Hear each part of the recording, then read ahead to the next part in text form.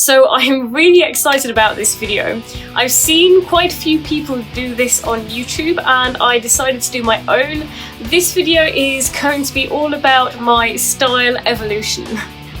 So really quickly, just before we get started, if you haven't subscribed to my channel, then I'd love you to hit the subscribe button if you'd like to see more of my videos. And I'm going to leave my Instagram handle there as well. And then, you know, if you like, you can also follow me on Instagram. And if you subscribe, I think that if you hit the bell button and you hit all notifications, then it should tell you every time I upload a new video. So yeah, I think this is going to just be a really fun video.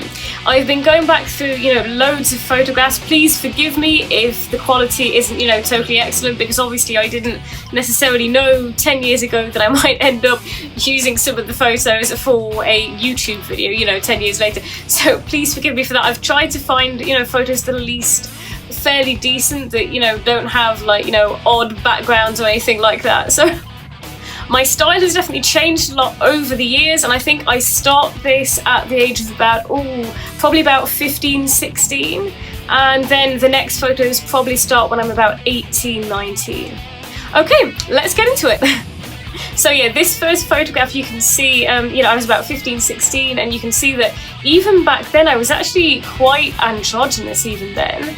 I know that the photo's in sort of like a black and white version, but you can see like by the t-shirt that I'm wearing, it was kind of like a rockers kind of t-shirt. I don't think it was alternative, I can't remember where I bought that. But yeah, you can see that my hair is obviously really short.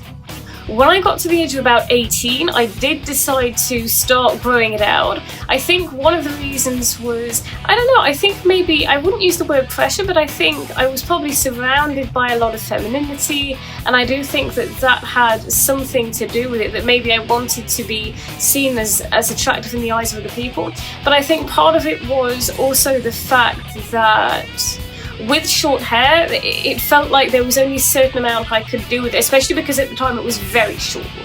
And I think I thought that once I grew it out long, that, you know, there would be more that I could do with it. So I did, I grew it out, and you know, you can see that actually I probably slipped into maybe a style that looked a lot more feminine, and I'm not sure how intentional that was actually. Some of these photos, you got to remember, were actually taken in the summer, and I do remember that, you know, there were times when I would wear dresses and I was buying alternative clothing, but I felt like sometimes on me it didn't always look as alternative as I wanted it to look.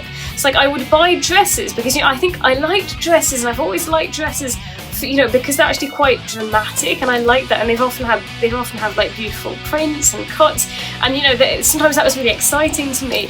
But then I also didn't always feel totally comfortable. I know I've mentioned this before, I think, about how bare I felt if I just wore like a little dress. You know, I often felt like, I don't know, I often felt quite bare, but at that time I didn't really know how, I hadn't figured out how to actually put clothes together, and I hadn't figured out about layering yet at that point. You can see though that later on I was actually going back into some androgynous style. I was going back into androgyny, which is really awesome, and you can see that even when I still had the long hair, I was finally actually learning how to layer. So you can see that I was wearing like the things like tights, and then I was wearing split leggings over the tights, and then I was wearing like tops with waistcoats, and that was really exciting and like a really positive, you know, point for me in my style and my authenticity, because I was actually starting to figure out how to put things together in a way that felt really authentic and really comfortable for me. Part of me did still feel feminine to a certain extent. I think I often felt a lot more androgynous than it maybe looked from the outside, but there was still some femininity there. You know, obviously I had long hair that was, I had a fascination with blonde hair, and it's something that I really wanted to try out, and obviously it was much more sandy blonde on me and much more the caramel blonde, but actually it was quite similar to the colour that I have now, realistically. But yeah, I did have that, and it was long and blonde, and part of me, you know, part of me did like that. I did like how it looked, but I also felt like it didn't feel, I came to a point where it felt like, yeah, it didn't feel completely me, and I just knew that it was time to cut my hair again. So yeah, that's when I went short again.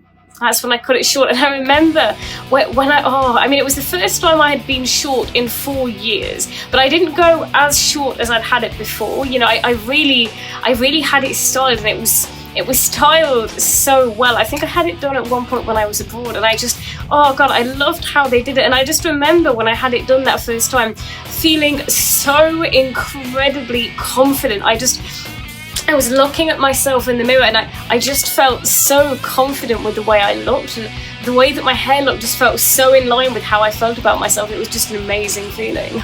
And it wasn't too long after that that I went really short, like really short.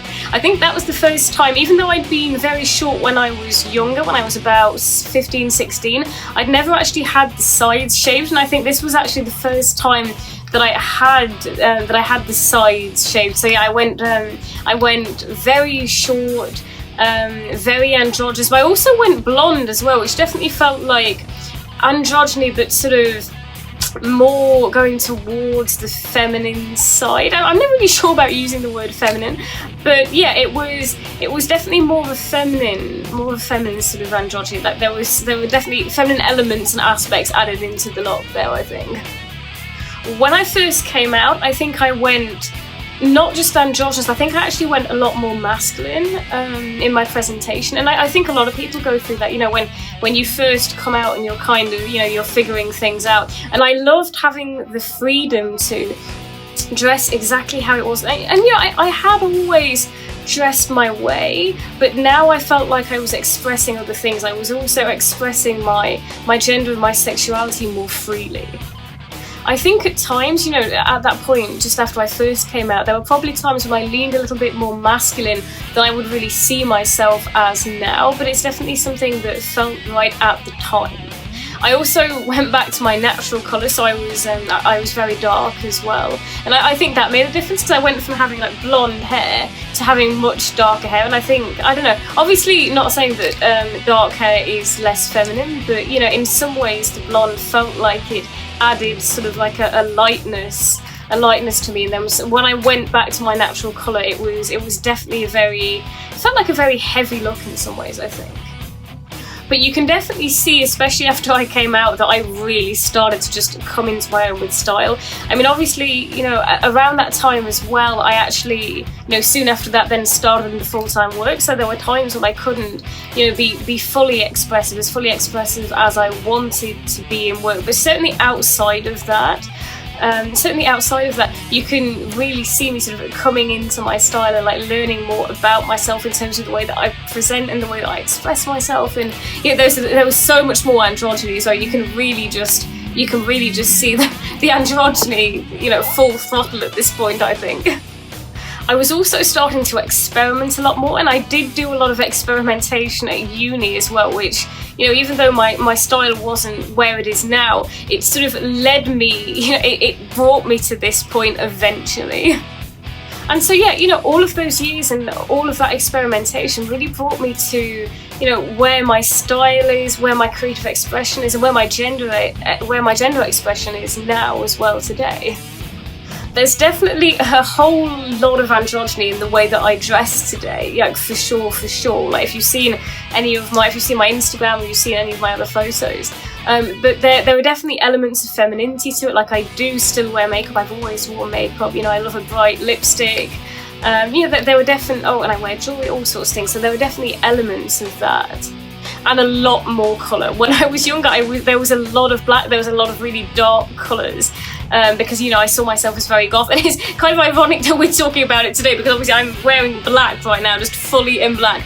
But again, if you've seen any of my other stuff, you'll see that there is a lot more colour in my style than there was before. You know, there's bits of pink, there's bits of purple, there's yellow, there's mustard, there's bright colours contrasted together, and that's something that I've really gotten into, is like putting different colours together. And I really love that element of my style, and that expresses something that I wasn't expressing before. You know, that expresses sort of like vibrancy and sort of creativity.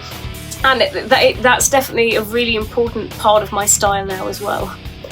I think my style is a lot more eclectic and probably a lot more varied than it used to be now. But I also just feel like, you know, I've got to the point with my style where it just feels, you know, it now just feels like really, really authentic, and it just feels really like me. So I really hope that you liked the video. You know, if you did, then, you know, please hit the like button. And if you haven't subscribed yet and you'd like to see more of my videos, then please hit the subscribe button. And yeah, again, I'll leave my Instagram handle down there as well if you want to follow me on there. Again, I love comments, if you'd love to leave me a comment. And yeah, I will see you in my next video.